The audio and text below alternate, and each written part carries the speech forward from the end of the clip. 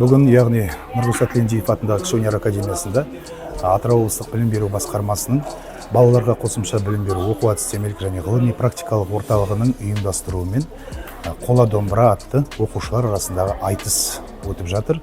Қазылар алқасы осы облысымызға танымал жаңағы айтыскер ақындар.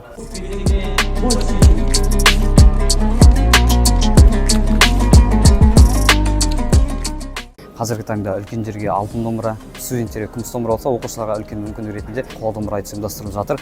Жалпы бұл айтысқа деген ішкі толқыныс, дайындығымыз, қобалжу бәрі бар. Ол енді орынды нәрсе деп ойлаймын. Енді барша ақындарға сәттілік тілеймін.